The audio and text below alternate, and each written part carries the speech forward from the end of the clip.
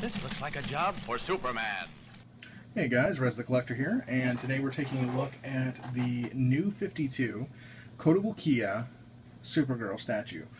This just hit, I want to say last month. I just got it in on Saturday, yesterday. I was actually really surprised I got it really fast because I ordered it Thursday night when I got home, and actually had it by Saturday. Now I've been wanting to pre-order it, but I never got around to it, and then I got it for a really good price. I got it for like 38 bucks, which I think they go for like 40, so got like a buck off.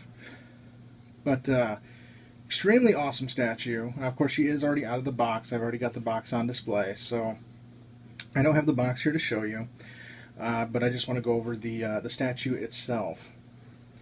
One thing to say is that she does come with the standard black base that all of these Kotobukiyas have been coming with. She is only my second out of these statues. I've got, of course, the Superman one as well, and that one actually has the Justice League on the black base. The black base for this one is actually blank, and of course, as you just saw, she does, of course, have the magnets in her feet. But these black bases are just blank.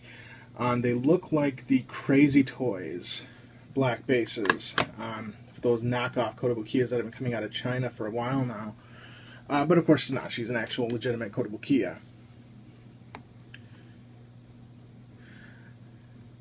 Now let's go ahead and start this at the top, I guess, with the hair and face. I want to get a closer look here, and then let's get her focused. Alright, they did an amazing job.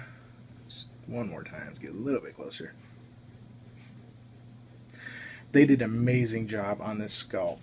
Her face is perfect, beautiful. Unlike the new 52 bust that came out last year, early, I believe, last year. I've got that as well, and the face on that is just terrible. She looks like she looks like she's in her like 40s or 50s. She looks well past her prime in that one, and it's terrible looking. But this, they did a great job. She does, of course, have that red eyeliner under her eyes. The eyes are perfectly done. Just like the rest of the Kotobukiya statues from this line, she does have a slightly Asian look to her, just like the Superman. The hair is perfect. They perfectly got that hair there. The way it ends, the way it lays, it's all just amazing. Now the S is a little small, I think. I haven't been reading I haven't been reading comics, period, for a very long time. There's a few that of the new 52 that I did read. I picked up the omnibuses on my Kindle. So I've read the first like 6 issues of Superman and Action, and I've read the first 12 issues of Justice League, and I think the first 6 issues of Superboy, but I didn't actually get any of the Supergirl ones. But based on the bust that I have, the S on that extends a little farther on the chest, and it's a little bit bigger. That doesn't really bother me on this, though. I mean, she looks amazing, and I want to say that I'm actually a huge fan of this new Supergirl suit. The only thing I find a little odd is the exposed knees. If those were completely covered, I wouldn't mind it. Or if we just did away with this top portion again, I wouldn't mind it. It would look great either way. But I find the exposed knees to be just a little odd. Now, of course, on here, any part that would normally be bright yellow like the hair is painted that wonderful gold color. The lining on her cape, the little separation here between her underwear region and the rest of the torso, very nice gold. Of course, in the what will normally be the yellow portions of the S is gold. Just very, very beautifully done. I've seen this statue for quite a while, and finally I had to get it because one, it would look like a good deal, and two, she looks just fantastic next to the Superman Kotobukiya. Let's go ahead and just get a 360 view. I will, at some point, buy one of those spinning things. I swear, someday, some point, I'll get one. But until then, this works. As you can see here, the cape is a nice, bright, and vibrant red. They did very well capturing the wrinkles in the fabric. It looks like it's naturally falling off of that elbow. It looks very, very natural on her.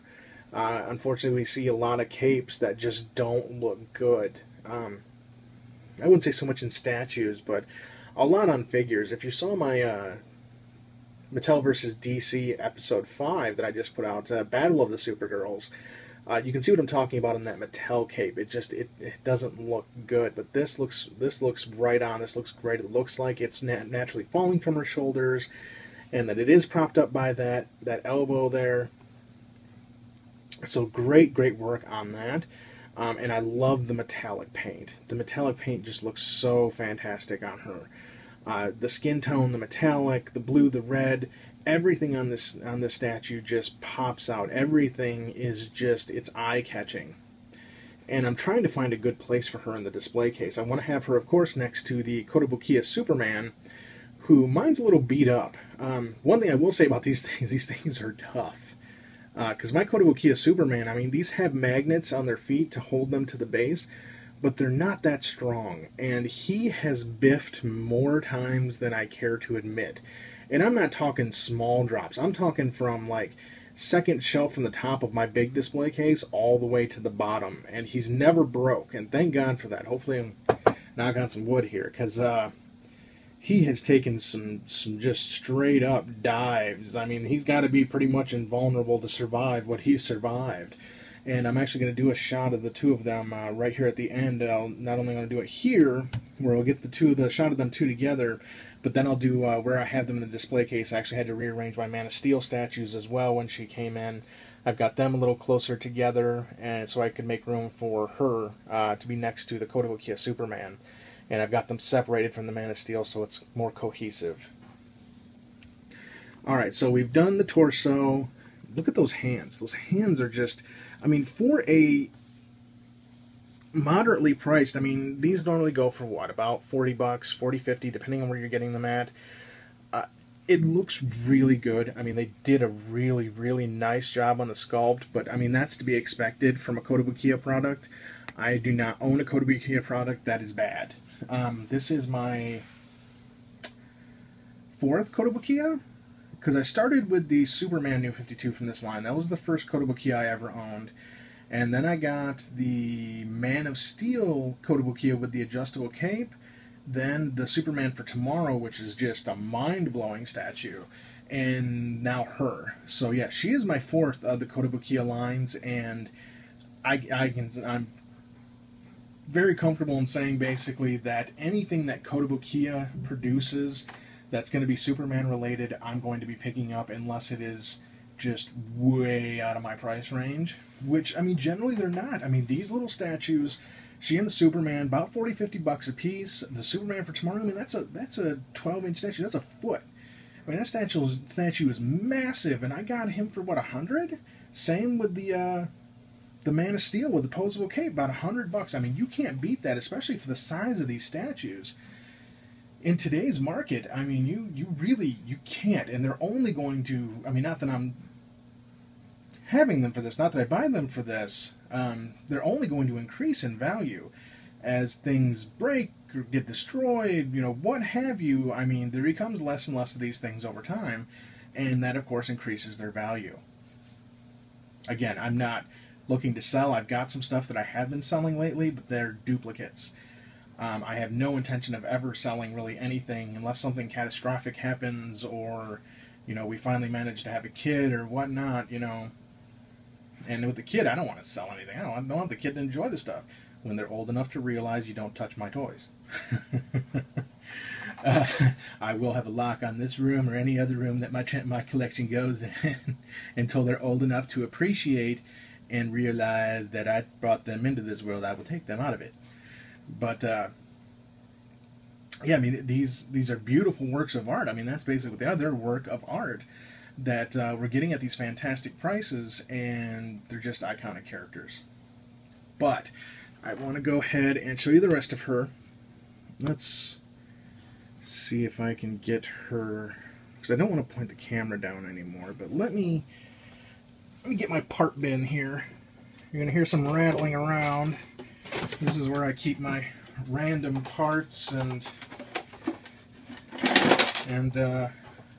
current customs that I'm working on, which I haven't done any work on customs lately.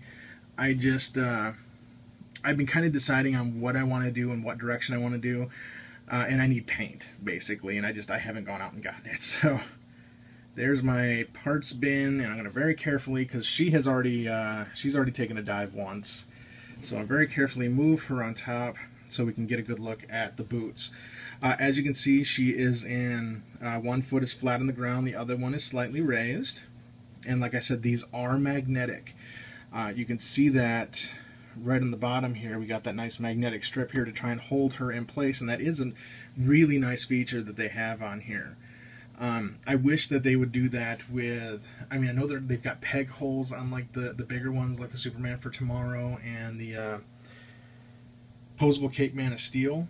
It would be nice if they'd add just a little magnetism in there as well. But very nice feature on here. Again, it's just a flat black base, but honestly, I'm happy at this price getting any type of base.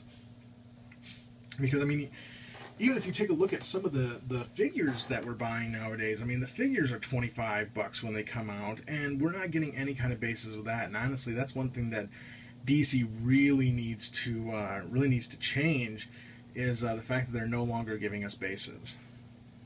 But you can see there the awesome standing pose that she is in, and just how fantastic those boots are. Now again, you see the weird knee things. Maybe there's a reason for that in the comics. I don't know.